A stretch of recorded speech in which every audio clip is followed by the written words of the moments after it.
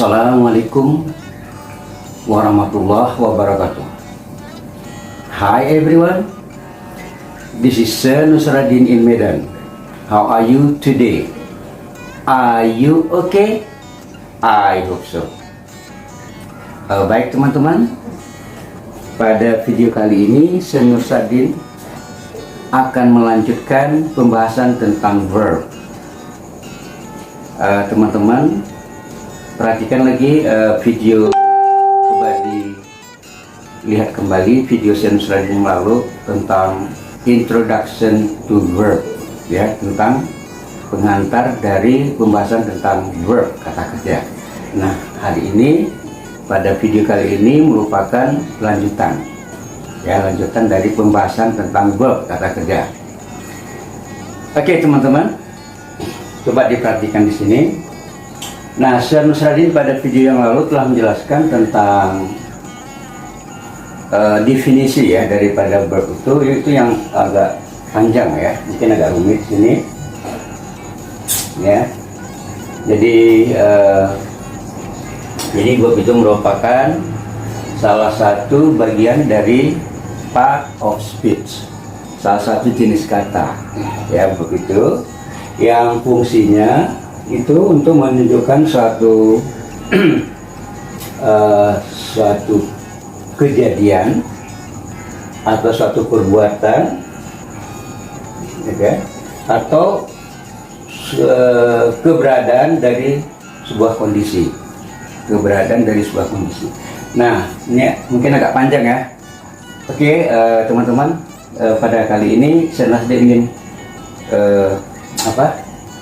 mempersingkat gitu, ya, kita persingkat aja tentang definisi daripada verb ini. Jadi a verb is used to describe an action or state of being. Jadi kata kerja itu, ya, sebuah kata kerja digunakan untuk menjelaskan, ya, to describe, untuk menjelaskan sebuah action, sebuah perbuatan, tindakan, okay, atau keberadaan dari sebuah kondisi, ya, the existence of a state or condition. Nah, jadi ini sama aja, ya, cuman ini udah dipersingkat, lebih gampang diingat, ya. Jadi verb itu digunakan untuk menjelaskan sebuah tindakan atau perbuatan, okay, atau keberadaan dari sebuah kondisi. Nah, a verb says something about what a noun or pronoun does. Jadi sebuah kata kerja, a verb says, jadi verb itu dia mengatakan, ya, dia mengatakan tentang apa, oke, apa yang dilakukan oleh a noun, kata benda, atau pronoun, kata ganti. Nah, teman-teman, pada video-video yang lalu itu kan Sir Nusradin telah menjelaskan tentang apa itu noun, kata benda, dan juga pronoun, kata ganti, di mana ini kedua-duanya, noun atau pronoun, bisa sebagai subjek dari sebuah kata kerja, ya. Coba diingat kembali teman-teman bahwa dalam sebuah kalimat itu, ya, syaratnya minimal harus memiliki sebuah subjek dan sebuah verb, sebuah kata kerja. Itu baru dibuat di sebuah kalimat, ya, teman-teman. Nah, itu. Oke, kita review lagi. Jadi ada dua jenis utama dari verb ini, ya. Yang pertama disebut dengan apa? Full verbs, ya, kata kerja penuh, ya. Full verbs ini juga sering disebut dengan istilah main verb, kata kerja utama, oke.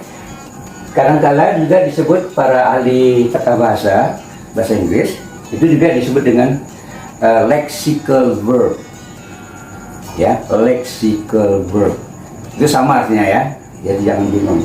Bisa juga disebut dengan full verb, bisa juga disebut dengan main verb, kata kerja utama, bisa juga disebut dengan lexical verb. Nah, itu teman-teman. Nah, yang kedua itu disebut dengan auxiliary verb. Ya, disebut dengan auxiliary verb. Nah, auxiliary verb ini adalah kata kerja bantu, bukan kata kerja utama.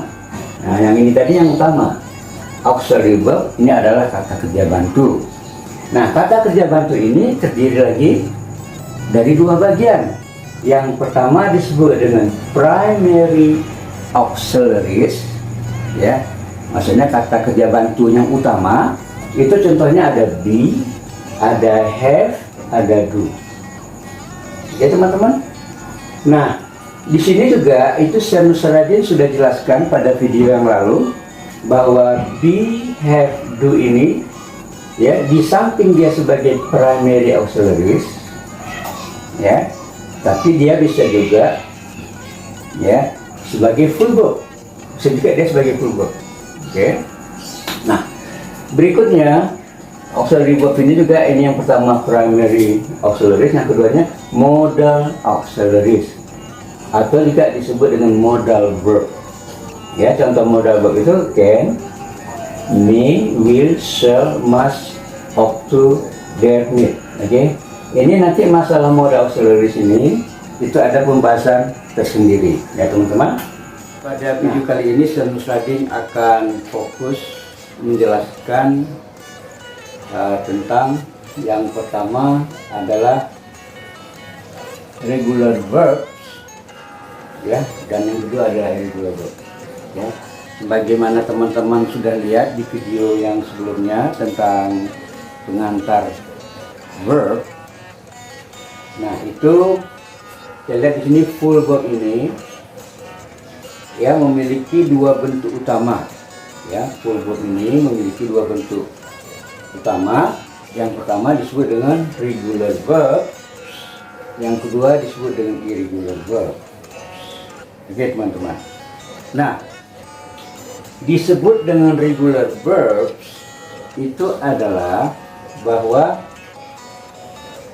perubahan, ya, perubahan kata verb itu, ya teman-teman, dalam bahasa Inggris verb mengalami perubahan itu sesuai dengan waktu, ya, kapan terjadinya peristiwa dari verb itu, ya. Jadi tidak seperti bahasa Indonesia teman-teman. Bahasa Indonesia tidak mengalami perubahan, ya, sesuai dengan waktu misalnya, atau dan lain-lainnya, ya. Jadi kalau kita mengatakan hari ini misalnya pergi, kemarin pergi, oke, saya sedang pergi, saya mau pergi, saya sudah pergi, itu semua pakai pergi gitu. Tapi kalau dalam bahasa Inggris itu berbeda, ya, sesuai dengan waktunya gitu. Ya, jadi misalnya hari ini atau setiap hari saya bilang I go, kemarin I went, ya, saya sedang pergi, I am going, saya sudah pergi, I have gone, ya, dan lain seperti itu, ya, ada perubahan. Jadi di sini disebut dengan regular verb, ya, itu perubahannya itu beraturan, ya, khususnya untuk yang di sini, ya, past form bentuk yang sudah lewat dengan past participle-nya, itu bentuk perubahannya itu sudah teratur, hanya menambahkan ed di ujung kata base form bentuk dasar, ya. Kalau di sini juga tambah id, ya kan, ed, tambah ed, di sini juga tambah id, ya, id atau ed. Oke teman-teman. Nah, jadi ya perhatikan, ya. Jadi regular verbs ini ada 4 bentuk, ada base form bentuk dasar, ada past form, ini bentuk yang udah lewat, ada past participle, ini adalah bentuk yang untuk mengatakan sudah, ya, istilahnya itu perfect, Ya, istilah kata bahasa Inggris yang modern disebut dengan, kalau kita ingin membuat kalimat apa namanya, perfect aspect, ya, dia itu ada dua aspek, baik present maupun past itu dia ada dua aspek. Ya, yang pertama disebut dengan progressive aspect. Ya, yang kedua disebut dengan perfect aspect. Ya. Kalau progressive aspect itu mungkin kalau kata bahasa yang lama, secara tradisional disebutkan dengan continuous. Ya, jadi dia ada bentuk present continuous, ada past continuous. Kalau secara istilah modernnya itu disebut dengan progressive aspect, baik dia present maupun past. Nah, yang ini past participle ini digunakan dengan perfect aspect. Ya, perfect aspect itu adalah bentuk tradisionalnya disebut dengan perfect present perfect. Ada dua ya, present perfect simple, ada present perfect continuous. Nah, itu kita gunakan yang bentuk past participle ini. Sedangkan present participle ini bentuk ing ya. Ini dari base form ini nanti itu ditambah ing. Ya. Jadi bentuk pertamanya ini contoh kita ambil work, bekerja. Ini juga dalam bahasa Indonesia ya. Most of English teachers in Indonesia, kebanyakan guru bahasa Inggris di Indonesia ini menyebut istilah ini adalah verb one. Ya, verb one. Ya, mungkin teman-teman sering dengar ya, verb one. Verb yang pertama ini adalah bentuk base form, bentuk dasar.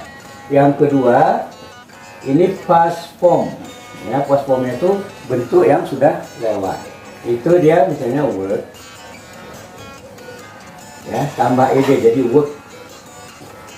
Ya, jadi work. Ya, suara d punya work. Ya. Nah, past participle-nya juga tambah d. Ya, jadi work. Ya, work. Ada suara d-nya nih, work. Kalau ini bunyi suara ujungnya tuh bunyi k, ya. Work. Ini work. Ini work. Bunyi d, work. Work. Oke. Nah, sedangkan untuk present participle ini menjadi apa? Working. Ya. Ini untuk membuat kalimat progressive aspect, atau istilah tradisionalnya itu continuous atau progressive, present progressive atau present continuous tense ya, istilahnya dulu ya. Nah, sebagaimana teman-teman yang udah lihat video share yang berjudul bahasa Inggris itu hanya memiliki dua tenses ya. Yang pertama present, yang kedua past. Oke, untuk present itu terbagi lagi, ada progressive aspect untuk mengatakan sedang, ada perfect aspect untuk mengatakan sudah. Ya, bentuk presentnya dan bentuk pastnya itu sama-sama memiliki aspek yang tadi ya, progressive aspect, perfect aspect. Oke, teman-teman. Nah, sedangkan yang ini present participle udah tadi ya. Ini untuk progressive aspect untuk mengatakan sedang. Oke, teman-teman. Nah, oke. Sekarang penggunaannya itu kapan? Base form ini, teman-teman, digunakan untuk present ya. Kita sebutkan present simple gitu ya, secara tradisional. Untuk present, untuk sekarang. Nah, ini digunakan untuk semua subjek kecuali orang ketiga tunggal. Semua subjek itu contohnya misalnya I, ya, we, ya, you, they. Nah, ini semua kita gunakan misalnya I work, we work, you work, they work. Saya bekerja, kami bekerja, kamu bekerja, mereka bekerja. Oke. Untuk orang ketiga tunggal, third person singular, Ya. Contohnya apa? She, he, it. Nah, ini harus ditambahkan, ya, harus ditambahkan ini plus, ya, plus s atau es, ya, untuk ini, untuk orang ketiga tunggal ini, ya, untuk mengatakan misalnya dia bekerja, she works, tambah s, ya. Demikian juga he work, it works, ya. Oke. Nah, selainnya itu, selain dari ketiga, untuk orang ketiga tunggal, itu semua kita hanya cukup menggunakan base form ini, nggak perlu ditambah-tambah. Oke teman-teman. Ya. Terus berikutnya ini juga untuk past form, ini kita gunakan untuk past, sudah waktu yang sudah berlalu, ya. Jadi bagaimana saya sebutkan tadi bahwa bahasa Inggris ini mengalami perubahan sesuai dengan waktu. Kapan terjadinya?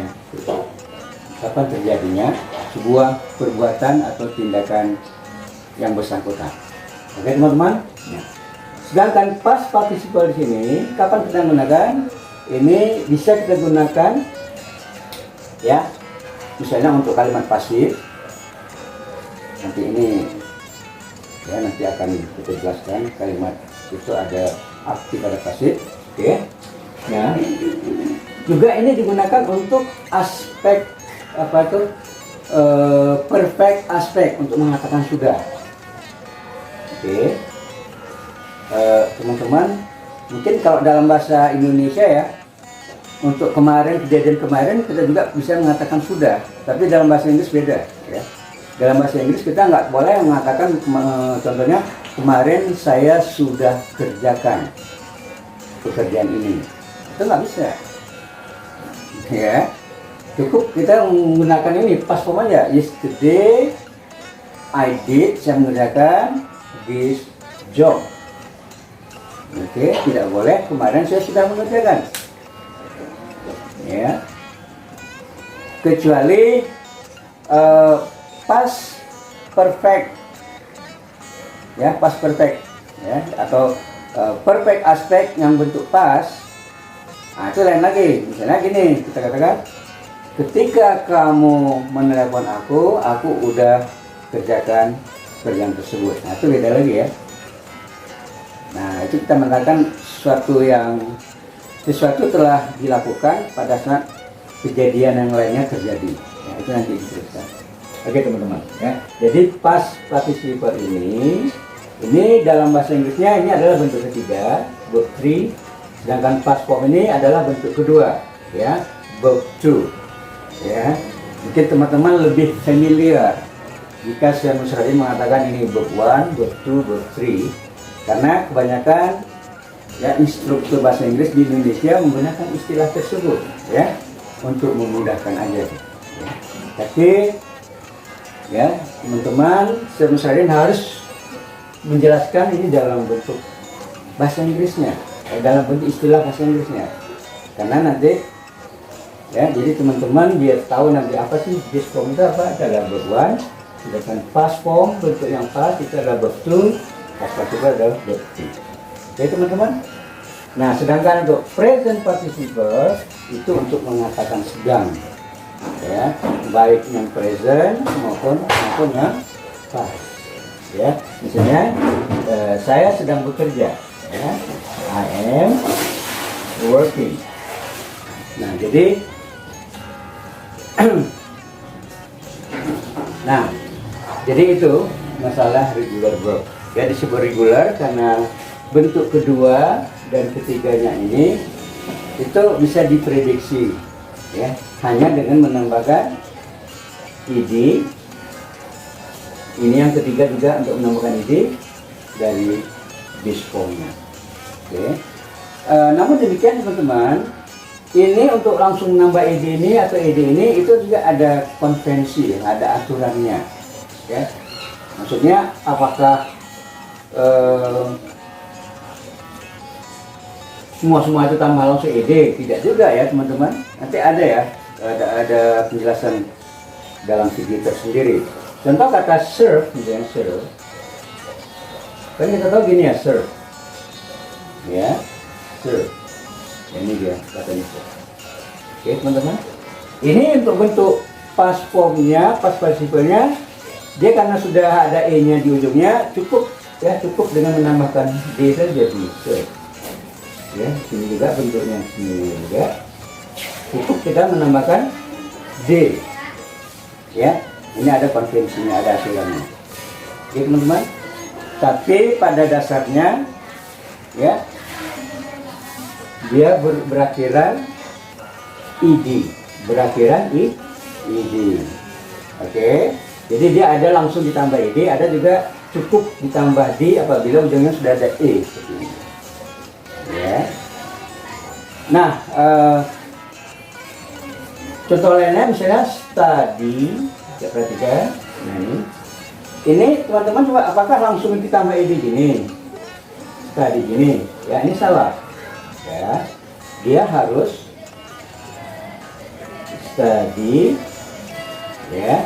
Ini kita buang dulu y nya, ini diganti dengan huruf i, huruf i, baru tambah id, jadi study. Nah gitu ya teman-teman. Demikian juga dengan bentuk ing ya, bentuk ing ini juga, itu juga ada ketentuannya ya, tapi pada dasarnya itu selalu dia berakhiran ing di ujungnya. Oke teman-teman ya. Oke, itu dia mengenai regular verb. Oke teman-teman. Nah, dalam bahasa Inggris ya teman-teman, regular verbs ini itu memiliki jumlah yang terbanyak. Oke. Nah, di samping regular verb kan ada irregular verb. Nah, irregular verb ini itu jumlahnya terbatas. Sedangkan regular ini jumlahnya tidak terbatas. Oke teman-teman. Jadi teman-teman, saya sering sarankan nanti itu teman-teman itu lebih fokus nanti ke ini ya, irregular verb ini ya.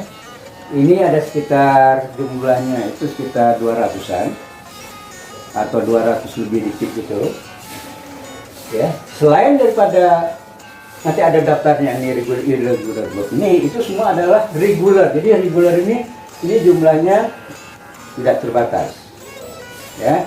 Jadi nanti teman-teman itu lebih konsentrasi lagi untuk menghafal ya bentuk irregular verb. Oke teman-teman. Nah, sekarang kita ke selain akan jelaskan tentang irregular verb. Nah, irregular verb ya, atau kata kerja tidak beraturan ya, irregular verb. Nah, dia disebutkan irregular, tidak beraturan, karena untuk bentuk yang kedua ini, past formnya dengan past participle-nya ini itu unpredictable ya. Jadi tidak bisa diprediksi. Kalau yang tadi regular ya, prediksinya ya ada jelas, hanya tambah id untuk regular tadi, ingat, dan past participle juga tambah id. Nah, sedangkan untuk yang irregular verb ya, ini bentuk 1, bentuk 2 sudah pasti ya, bukan pasti, most, kebanyakan itu berbeda dengan yang base formnya. Tapi kebetulan ada juga beberapa ya verb yang irregular ini yang dia bentuk base formnya, bentuk past formnya, past participle-nya kebetulan sama semuanya, ada juga ya. Itu nanti harus dihafal juga. Oke teman-teman. Nah, contoh misalnya kita ambil kata kerja apa? Kata kerja do ya. Do apa artinya teman-teman? Melakukan ya, do, mengerjakan. Misalnya kita tanyakan, apa pekerjaanmu? What do you do? Ya, do, mengerjakan ya. Nah, Di sini bentuk yang keduanya past formnya itu adalah did. Bentuk yang ketiganya adalah done. Ya. Nah, bentuk yang pakai ini adalah doing. Ya. Misalnya kita ingin nanyakan apa yang kamu kerjakan setiap hari Minggu? What do you do every Sunday? What do you do every Sunday? Jadi seperti tadi teman-teman sama ya. Jadi ini digunakan untuk bentuk present, oke, untuk semua subjek. Ya, ingat untuk semua subjek kecuali orang ketiga tunggal. Ya, person singular. Nah, ya, untuk I, we, you, they itu pakai do. Sedang untuk she, he atau it itu pakai ya, perhatikan teman-teman. Tadi kan sudah dijelaskan ya teman-teman bahwa bentuk base form ini regular dan irregular dia sama bentuknya ya teman-teman. Irregular dan regular itu base formnya itu bentuknya sama dan ketentuannya juga sama ya. Untuk orang ketiga tunggal tambah apa teman-teman? Tambah s atau es. Nah ya teman-teman, saya perhatikan sini, dia yang berakhiran o itu ditambah es ya. Jadi nggak boleh misalnya langsung das gini ya, dos ya. Teman-teman enggak ya, jadi dia tambah e dan s ya. Itu untuk kerja do ya. Tapi kalau yang lain cukup ditambahkan s saja. Misalnya kita ambil kata misalnya speak ya, dimana di sini bentuk keduanya adalah spoke, di sini bentuk ketiganya adalah spoken. Nah, yang di sini teman-teman, kalau untuk orang ketiga tunggal ini ya, ini di sini cukup tambah s. Jadi misalnya she speaks English very well. Ya, he misalnya speaks a little English. Dia berbahasa Inggris sedikit. Ya, sedikit. Nah, kalau di sini harus es, das, nggak boleh dos gitu ya. Das, artinya das ya. Idu, di das. Speak. Kata dasarnya ini adalah apa? Speak. Ya, bentuk base formnya adalah speak. Ya, bentuk dasarnya adalah speak. Bentuk dasarnya ini adalah bentuk tambah s. Ini bentuk untuk orang tiga tunggal. Ya teman-teman, keduanya spoke, ketiganya spoken. Nah di sini sama aja ya, speak. Kita ambil dari base formnya, bentuk dasarnya adalah speak, hanya tambahin jadi apa teman-teman? Speaking ya, untuk mengatakan sedang. Oke teman-teman. Nah jadi ini nanti ya, nanti ada video tersendiri tentang daftar ya, daftar irregular verb lengkap dengan cara ucapannya dan artinya. Itu nanti akan saya buat videonya. Oke teman-teman. Jadi ini untuk teman-teman, untuk dasarnya, basicnya untuk mengetahui aja tadi apa beda dengan regular verb dengan irregular verb. Ya, letak perbedaannya itu adalah bahwa bentuk yang kedua, verb to-nya, verb 3-nya itu unpredictable, dia berubah-ubah. Bisa juga dia sama semua. Contoh misalnya hit, ya, hit. Untuk keduanya, untuk ketiganya juga hit, ya, memukul, hit. Jadi sama dia, hit. Atau misalnya cost,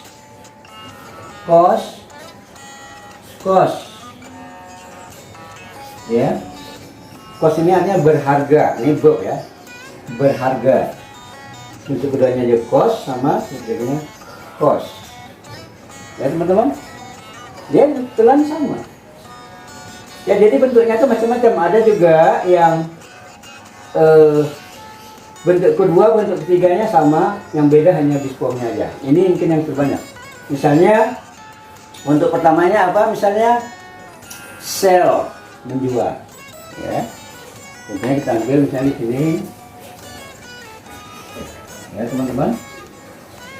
Misalnya sell, menjual. Di sini sold. Di sini sold. Ya, kita perhatikan di sini bentuk kedua dan ketiganya itu sama. Ya. Contoh lainnya lagi teman-teman, misalnya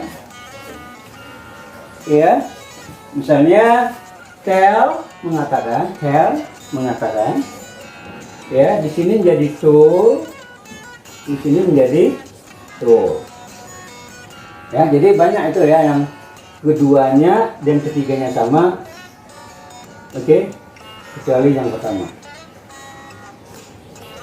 Ya, jadi ini adalah bentuk irregular verb. Ya teman-teman. Dan saya sering sarankan bahwa teman-teman, pada teman-teman yang pemula, for beginners, yang untuk belajar bahasa Inggris, ini nanti teman-teman harus menghafal ini ya, untuk irregular verb ini harus menghafal. Karena nanti bagaimana teman-teman membuat kalimat yang untuk mengatakan sudah, ya, bagaimana nanti untuk membuat kalimat pasif, atau untuk mengatakan buat kalimat yang udah terjadi, yang udah berlalu, ya, bentuk past formnya itu. Nah, ini kalau nggak dihafalkan, misalnya menjual, saya menjual HP saya kemarin, ya nggak boleh I sell my phone sell yesterday, nggak boleh, harus I sold, karena kejadiannya kemarin. Atau saya sudah menjual HP saya, I had sold my phone cell. I sold my phone cell today. Saya sudah menjual HP saya hari ini. Oke teman-teman. Nah, gimana kuncinya? Kuncinya berarti teman-teman harus menghafal bentuk satu dan bentuk ketiga. Oke teman-teman. Nah itulah penjelasan tentang regular dan irregular verb. Oke teman-teman. Saya akan memberikan satu hal lagi ya tentang mood. Oke, mood. Oke teman-teman, apakah teman-teman pernah dengar istilah kata bahasa Inggris yang menyebutkan tentang mood? Oke, apa itu mood? Oke teman-teman. Nah,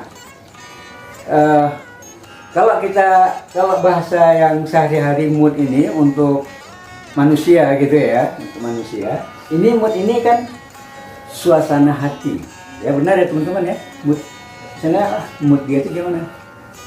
Itu moodnya itu sedang ini ya, dia sedang sedih, ya, atau dia sedang bingung. Itu moodnya, mood seseorang. Oke teman-teman, ya suatu suasana hati itu untuk bahasa sehari-hari ya, untuk manusia gitu. Tapi untuk mood di sini berlaku untuk verb. Ya, mood di sini berlaku untuk verb. Jadi apa itu mood di sini? Mood di sini artinya teman-teman adalah suasana atau perilaku, ya. Perilaku tentang verb, maksudnya bagaimana dia digunakan dalam kalimat. Bagaimana dia digunakan dalam kalimat. Ya, contohnya misalnya apakah verb bersangkutan digunakan untuk suatu pernyataan,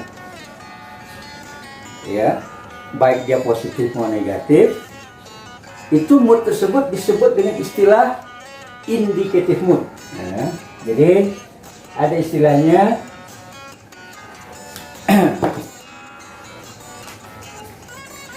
ya, jadi mood ini ada istilahnya indicative atau deklaratif,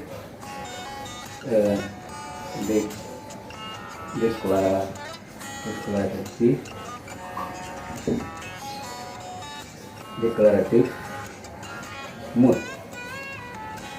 Ya. Indicative or declarative mood. Jadi untuk sebuah statement pernyataan, ya, jadi verb bersangkutan kita gunakan untuk sebuah pernyataan sebuah fakta, apakah dia bentuk positif atau negatif, itu disebut dengan indicative mood. Ya, contohnya misalnya kita bilang Mr. Fauzi,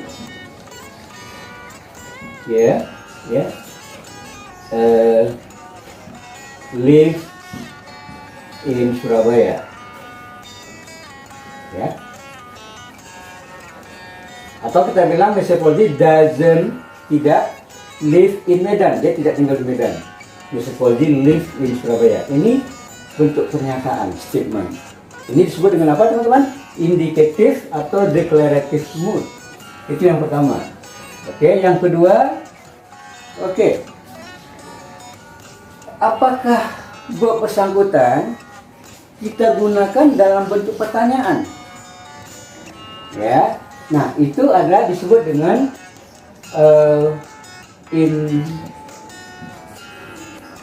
interrogative mood. Nah, jadi interrogative mood itu, teman-teman, kalau kita gunakan verb itu sebagai pertanyaan, misalnya saya katakan misalnya, does Mr. Fauzi live in Surabaya? Ya, does Mr. Fauzi live in Surabaya? Jadi kita lihat di sini kata live ini, live, kata kerjanya live, ya, ini digunakan untuk apa? Untuk bertanya. Jadi ini disebut dengan apa, teman-teman? Interrogative mood. Oke.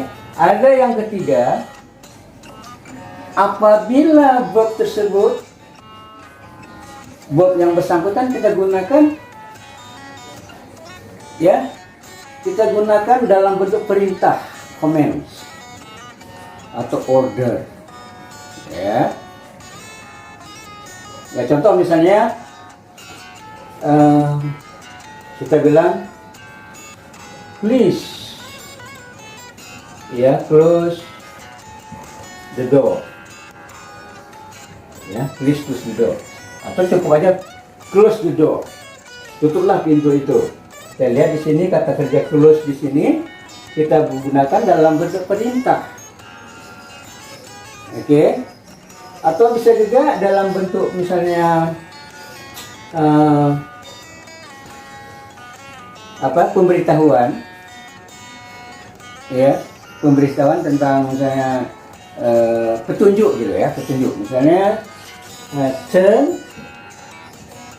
left at the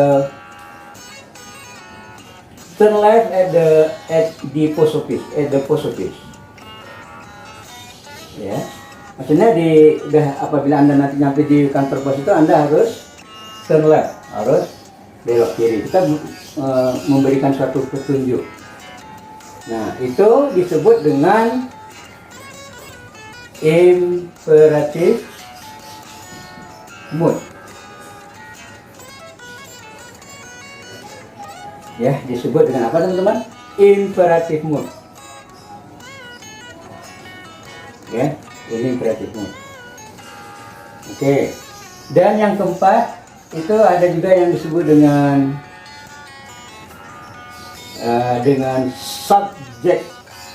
subjunctive, ya, subjunctive mood, ya, subjunctive mood. Ya, keempat adalah subjunctive mood. Subjunctive mood ini, teman-teman, itu pada saat kalau kita menggunakan verb yang bersangkutan, ya, ini kita mengatakan bahwa sesuatu itu berlawanan dengan fakta, atau kita ingin mengatakan sesuatu keinginan ya, yang tidak mungkin, keinginan yang tidak mungkin, ya. Ya contoh misalnya, contoh sederhananya, if I were president, ya, if I were presiden, jika saya presiden. Nah, ini subjektif mood. Coba teman-teman perhatikan di sini, kita lihat ya, kita gunakan were di sini. Ya bisa juga pakai was, ya. Ya, tapi lihat sengaja sini kita gunakan were, if I were president. Mungkin teman-teman jadi ini kok jadi were, itu kan seharusnya boleh am atau boleh was ya, teman-teman. Tapi karena di sini kalimat ini ada kalimat yang tidak mungkin, ya. Saya adalah Mr. Nusardin, adalah seorang guru bahasa Inggris, ya, usia udah sekian tahun, udah tua, gitu ya. Kan nggak mungkin ya jadi presiden. Jadi ini hanya berandai-andai, itu disebut dengan subjunctive mood, ya, subjunctive mood. Itu kalimat berandai-andai, kalimat yang tidak sesuai dengan kenyataan. Itu disebut dengan subjunctive mood. Contoh, if I were president, jika saya seorang presiden, misalnya I would declare, saya akan mendeklarasikan bahwa ya, besok itu libur, ya, tomorrow is holiday, ya, tomorrow is a holiday, itu adalah sebuah hari libur. Oke teman-teman, nah itu mengenai mood ya, jadi ada 3 mood ya dalam bahasa Inggris teman-teman. Mungkin sekian saja. Oke teman-teman, see you in the next